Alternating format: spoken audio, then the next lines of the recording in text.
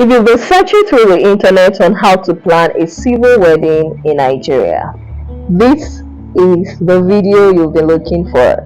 So in this video, I'm going to break down step by step how to plan a perfect civil wedding in Nigeria. I'm going to break it down into step by step, after which we're going to look at what to do each month in those 3 months to your civil wedding. By the way, congratulations, you're getting married.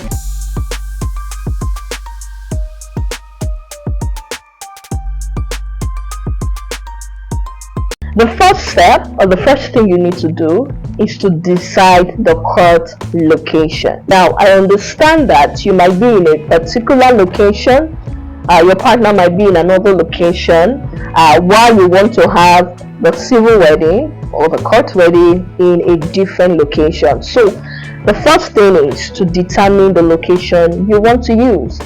And my dear bride and grooms to be, Ikoyi registry is not the only registry in Nigeria. Apparently, every registry would give you the same certificate. The same authenticity that you can use anywhere.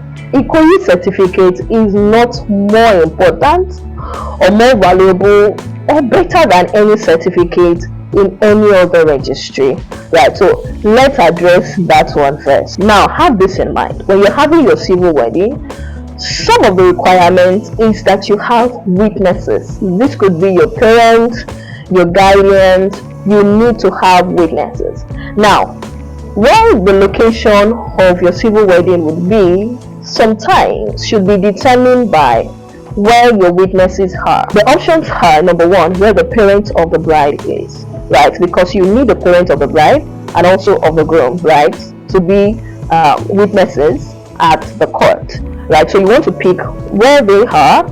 Another option should be that you want to bring them over to another location, right? You want a different location and then you want to bring them over. So in all you need to do is just to determine the location that best suits you for your court wedding. After you've agreed on the location that suits you, the next step for you to do now is to understand the requirements. What are the requirements? When you get to the registry to register, because you need to go and register, they're going to ask you for some documents. Now, there are 2 ways to it. You can do your civil wedding registration online, or you can decide to go physically to a registry. Now, there's a separate video for that, right? But if you've decided on whichever way you want to go about it, you want to know the document you need. So I'm going to quickly read through the document you need for your civil wedding. Now, the first document you need for your civil wedding registration is your birth certificate or declaration of age for both partners, right? You want to have your birth certificate or declaration of age. The second thing is a valid means of identification. This could be your national identity card or your passport, just any valid means of identification. The third thing you want to have is your passport photographs, right? It could be 3, it could be 4. Some registries ask for 2, some ask for 3. So I recommend that you go there with at least 4 if you're registering physically. If you're doing it online, of course, you just need to scan and upload online, right? Now, the next document you will need is your sworn affidavit of spinsterhood and bachelorhood. Yes, it is very, very important, and trust me, it's actually easy to get. You need to go to any court around you and apply for it. You're going to fill in your information and all of that. You're going to register, you fill in your details, your passport photograph, and all the other things, right? And then they'll give you what is called a sworn affidavit of bachelorhood or spinsterhood. The next thing you need is parental consent. If you're under 21 years, you actually need parental consent, yes, before they attend to you, right? So you want to get that. But if you're above 21 years, you don't need that. Another thing that would be asked for when registering is your place of birth, the names of your parents and all of that. And some registries actually request for local government certificate, right, or state of origin certificate. Some registries do not, while some do. So you want to get this ready if you do not have. How do you get this? So government, tell them you need local government certificates. They will put you through on how to get that. Now that you know all the legal documents and necessary things you need to register for your civil wedding, now let's get into the checklist month by month what you need to do. So the first month, which is month 1, you need to go to the registry physically or visit the website to apply online, right? So the first month, that is the first step you want to do. Go to the registry physically or do it online alongside all of those documents and other things I told you about, right? Go there and tell them you want to register for your civil wedding. When you get to the registry, you'll be asked to fill something called notice of marriage. Now note that both partners are not expected to go to the registry. Just one of you is okay, right? The two of you doesn't need to go. One person is okay, just that the person goes with all the documents for both partners. So you fill the notice of marriage and you pay the necessary amount. After payment, your notice of marriage will be publicly displayed for 21 days. This is called notice period. They just want to be sure that both partners have never been married before. And if they've been married before, anybody they've been married to can come and make complaints at the registry. And after the 21 days, you'll be given an actual date for the wedding. Oftentimes, when you go to the registry to register, fill the form, make payments, right, you can actually choose the wedding date that suits you. Just ensure that at least there's a gap of 21 days before the wedding date. Those are the things you're going to do in the first month. Now let's move to the second month.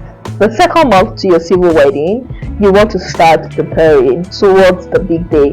Now, what I mean by the big day is the day you would visit the registry with your partner, with your witnesses, dressed up and all of that, and do all the signings that needs to be done in your certificate, and all the swearing and all of that, right? So you want to start preparing your outfits, your accessories, and all other things. Now, in terms of outfits, there is actually a rule to that. You can't just show up in any outfits, right? So it's recommended that you go with an official outfit.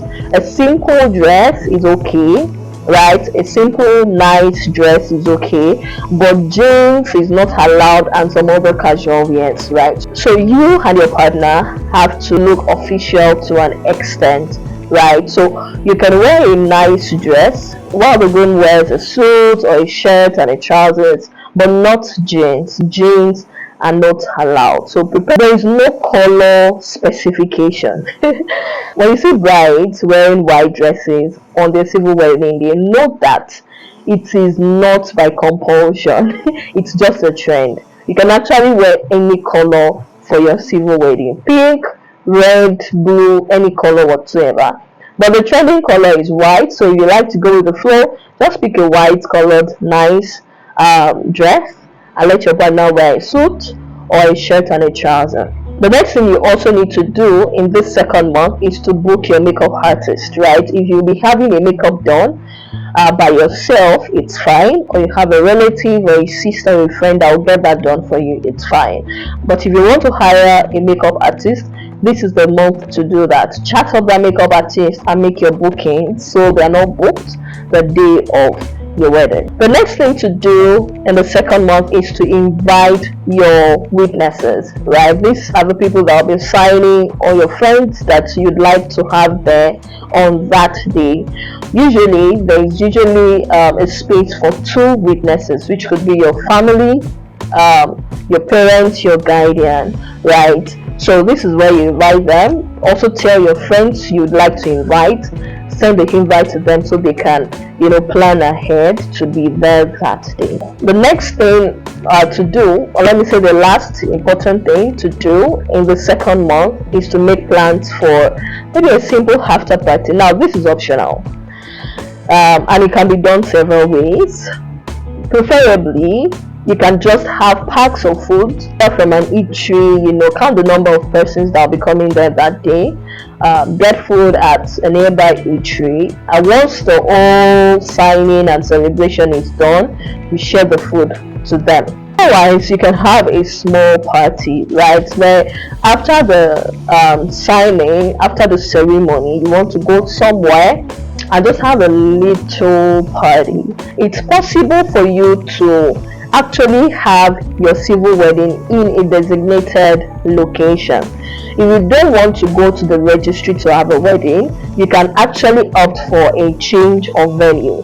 This comes at an extra cost, but if you want the convenience, you want a little bit of decoration, and just a little bit of party to things, and you want to invite the registry officials over, this is very much possible. You just need to pay for change of venue, and they will show up at the location you want them to show up, and then present the certificate to you. Now that you've done all of that, let's talk about the third month, which is actually like the month to the civil wedding itself. So what you want to do now is to finalize preparations, right? If you opted for a change of venue, this is the month you lock down the venue, hire a decorator to decorate the venue for you, and make all the necessary plans about that. Also, this is the month where you finalize your outfits, your accessories, and all of that. So this month is just for you to relax, finalize, cross the T's, dot the I's, and also have a civil wedding shoot. Now, if you're the type that wants to have an official civil wedding picture, you might want to have it before the day itself. This is totally optional. You can decide to have this the morning of the civil wedding. Now, this is a tip I usually tell my brides. Remember the shoot I said you should have with your civil wedding dress before the civil wedding day? You can actually have it alongside with your pre-wedding shoot, right? So you can choose to have your pre-wedding shoot, weeks before your civil wedding, where you wear your outfit, which of course your civil wedding outfit and that of your partner will be part of the outfit you wear for the shoot, and you just have all of those pictures, for future use, right? So that's it. You need a planner to bring all of this together from start to finish. Why don't you send us a DM right away via email, on our social media platforms, official WhatsApp number, and we'll be happy to plan your beautiful civil wedding for you. What are you waiting for? Send us a DM right away. Now we've come to the end of this video. If you have any question about everything I have said, or the ones I did not say, please ensure you ask in the comment section. I would personally respond to your question. So feel free to ask, or send us a DM, send us a mail. I would respond to it as soon as we can. So if you watched this video up till this point, it means that we've done something good for you, and in return we'd like you to do something very little for us. Subscribe to this channel. Trust me, whenever you subscribe to this channel, know that you're encouraging us to do more for you and other brides to come. So click on the subscribe button right away and click on the notification bell. I'm going to wait for a minute to do that. Just do it for us.